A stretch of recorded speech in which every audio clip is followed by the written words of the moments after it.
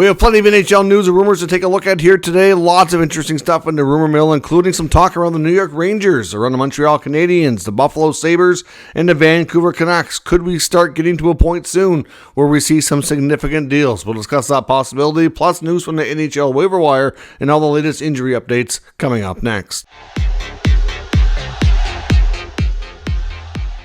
So welcome back to another video here at Top Shelf Hockey. As I mentioned, we have lots to talk about today. Some really new and interesting trade talk around the NHL today, which we'll get into here in just a moment. First up, we have news from the NHL waiver wire. We found out today that the Columbus Blue Jackets were signing 31-year-old Joseph Labate to a 1-year, two-way contract. He was playing for their AHL system in Cleveland on an AHL-only deal. Obviously, they've been pleased with his performance and have upgraded that contract to an NHL two-way deal. So in order to get him back to the American Hockey League, he does need to go through waivers. So he's up there today. I suspect he'll clear. Obviously, prior to today, he wasn't even a player on, I don't think, anybody's radar. So he'll most likely be reassigned tomorrow. A few updates around the rest of the league as well. Vancouver today have announced that they've sent Archdeep Bains back to the American Hockey League and recalled Mark Friedman. Of course, the Philip Hronek injury is still being evaluated. We don't know a lot more on it, except he will be out for a period of time. The exact timeline we're not really sure yet, but it does look like it might be significant. So Friedman's been recalled in the short term here.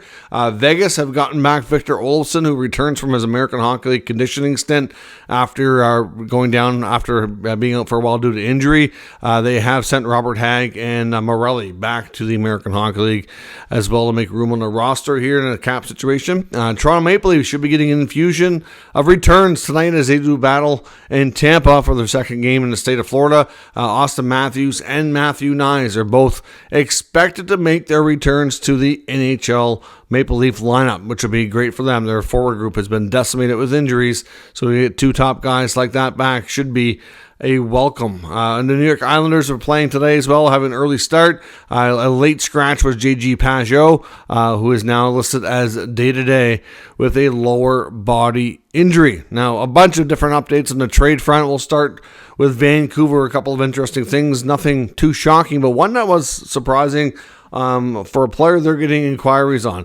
One, we're going to talk about Nils Höglander. Of course, the Canucks forward hasn't had the greatest season this year. He's had his fair share of struggles.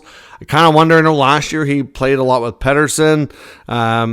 Could his struggles have affected the winger as well? I don't know. But Höglander's numbers are down, and he's fair to say probably in Coach Rick Tocchet's doghouse. So there is a possibility that he could end up getting moved, but the problem is when players struggle, sometimes it makes it challenging. You want to get him a fresh start, but he signed a 3-year contract at $3 million per season before the start of the year. So, obviously getting that moved will be challenging for a player who's only got a couple goals on the season. But according to NHL insider Kevin Weeks, the Canucks continue to kind of poke around. They're looking for help on the blue line, and he is a name that's out there. So we will see. I know there's been some connection to Vancouver and a few different defensemen. We've heard about Marcus Pettersson in Pittsburgh. I think Pittsburgh might be a team that Höglander might be able to go to, because we know that they're looking for younger players that they feel like they can take a chance on that'll work out with a fresh start.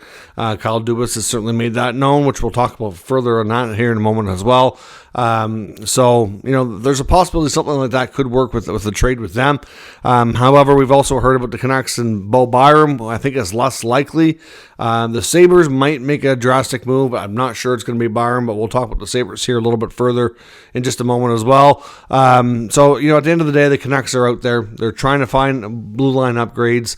Höglander's the main name we're hearing, but we'll have to wait and see where things go. Now, speaking of Vancouver, though, we're going to talk about the New York Rangers. The Rangers have been a fascinating team here over the past week as things have not gone well. We've got the bombshell news from Elliotte Friedman back about a week ago saying that they're looking to do some serious shakeups. Guys like Trouba and Kreider's names are out there.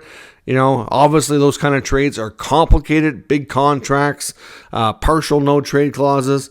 So it's not easy to do, but they're out there, they're having conversations, and Chris Drury's willing to pull the trigger if the right deal comes together for one of his veteran guys to shake things up. Now, some more tidbits around the Rangers, of course, we've heard, not just those guys are out there. We've heard from Darren Dreger that Capo Caco's name has surfaced out there as well. K-Andre Miller is a player who needs a new contract. He's had a bit of a rough year too.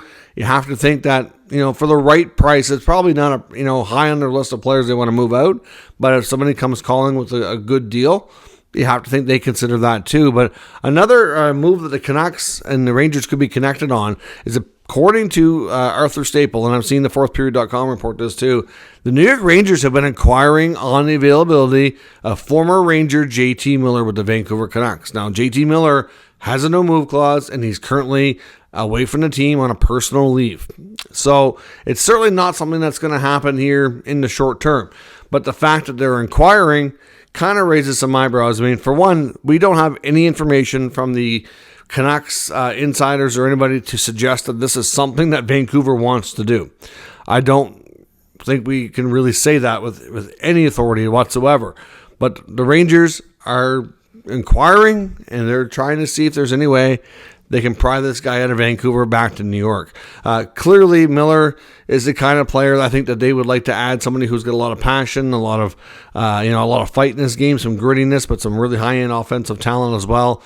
Shows some good leadership qualities. Obviously he signed a long-term deal in Vancouver. And there are some, though, that do think that Pettersson and Miller might not be getting along or just don't gel well, and that, Pettersson struggles. And, this Miller leave of absence might somehow be connected. I don't know. I don't have any information that I've seen or heard that is, any way close to confirming that. But it makes you wonder. Pettersson's play certainly has improved since Miller stepped away.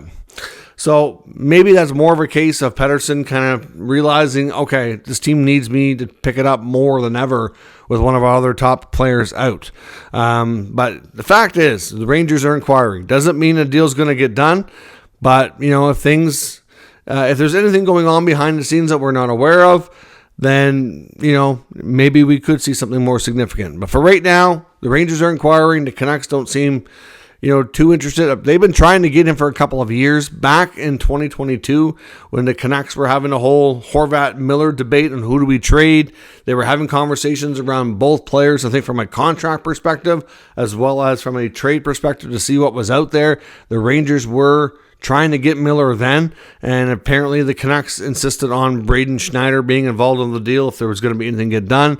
And, they declined. They would not move Schneider as part of the deal, so nothing really got too far along in those conversations. But interesting to note that JT Miller seems to be the target for the Rangers.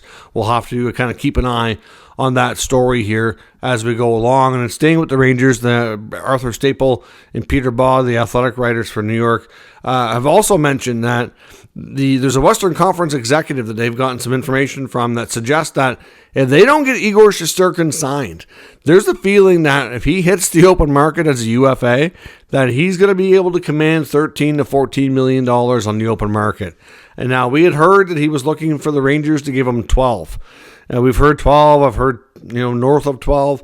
I don't know. I mean, it would be the highest paid goalie by a fair bit for sure. It's kind of crazy to see. I mean, we've heard about, the Mikko Rantanen contract talks, and that there's belief that out of his camp that if he hits the open market, he could get upwards of 14.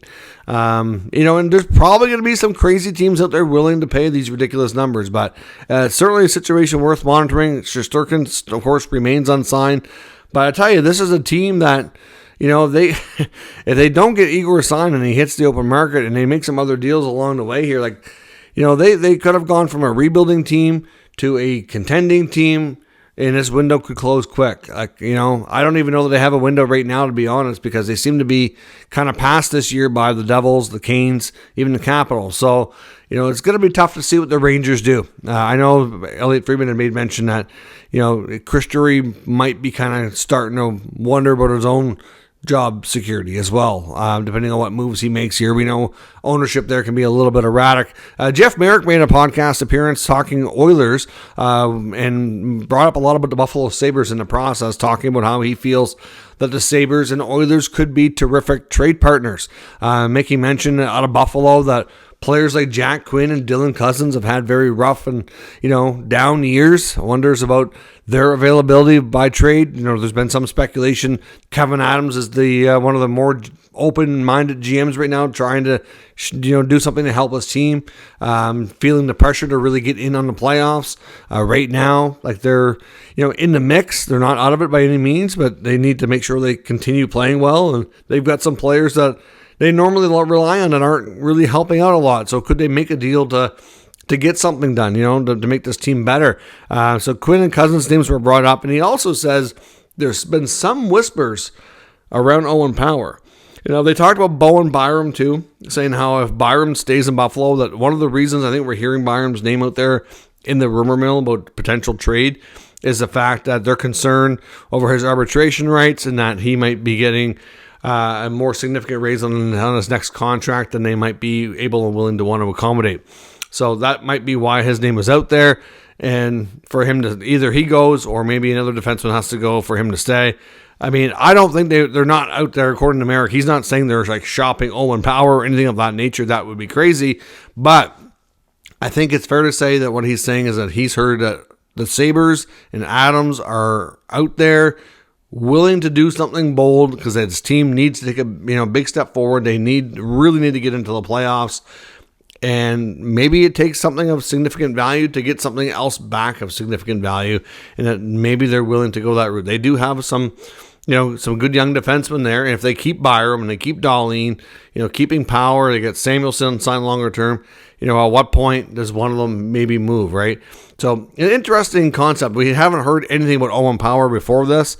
Now, but could a player like Dylan Cousins, or especially Cousins, because Quinn's a lot less established, be somebody of interest to the Oilers? Now, we've heard mostly about the back end for the Oilers improvements here on for their blue line, but they're not getting the secondary scoring I think that they were hoping for as well. This new mix of forwards that a lot of people, myself included, thought was really good in the offseason hasn't quite gelled and worked the way they'd hoped. Hyman's even been slowed down and obviously is not on pace like he was last year. Arvidsson's missed time. Jeff Skinner hasn't quite worked out. I wonder what kind of deal they could look at if Dylan Cousins kind of becomes one of their targets that way. And another name, according to Elliot Friedman, he was talking on his latest podcast that came out today about Kyle Dubas, as I mentioned, wanting to see if he can acquire about some younger players that could be a fresh start, some guys that he can kind of take a chance on that are worth it. And, it mentions Kirby Dach out of Montreal. Of course, Dach has not had the season that we had hoped last year. I know it was obviously missed significant time with the injury. The hope was he'd come back this year and kind of start where he left off before, because before the injury he was looking really good and there was a lot of hope and potential that he was going to be a big piece for them, and it hasn't really materialized. He's been all over the map in the lineup, currently playing on the fourth line, which isn't really ideal for him. Slafkovsky's been in the same kind of boat. Obviously I'm not saying Slafkovsky's going anywhere, but he's had a real up and down kind of season too.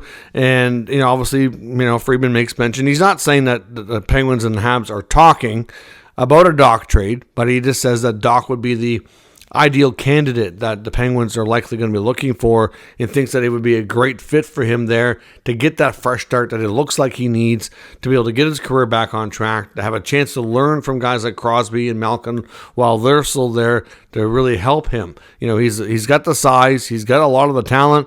He just needs to figure out a way to put it all together on a consistent basis, and learning from some of the best to ever do it might be a great thing for him. Again, no definite talk here that the Penguins are trying to get Dach or that the Habs are even 100% sold on trading him. We don't really know that for sure. I do think, though, that Kent Hughes would consider it at this point. You have to think that based on their season in Montreal and how things have gone, that there's not a lot of players that are untouchable. There's probably only a few. You probably don't really want to move Caulfield or Suzuki, probably Caden Gooley, Lane Hudson, and that's probably about it. I mean, some of their other prospects I know they're fond of, but, there's not many other players that would be absolutely no. of course, you got to have the right deal. Now, Slafkovsky, you think would be in that mix too, given that first overall pick, long-term contract. But, there's not many, like you're looking at a small percentage. And I don't know that Dach would be in that group, to be honest, based on how things have gone. So could Pittsburgh be a great landing spot for a player like Kirby Dach to get his career back on track? Let me know what your thoughts on that, as well as everything else here today. Could players like Dylan Cousins, JT Miller, Kirby Dach find themselves on the move here soon enough? Let me know your thoughts on all of today's rumors in the comment section. We'll discuss further. If you're new to the channel, make sure you subscribe and stick around. We'll keep you up to date with all the news, rumors, and analysis of all 32 NHL teams. Thanks for watching. I'll catch you next time.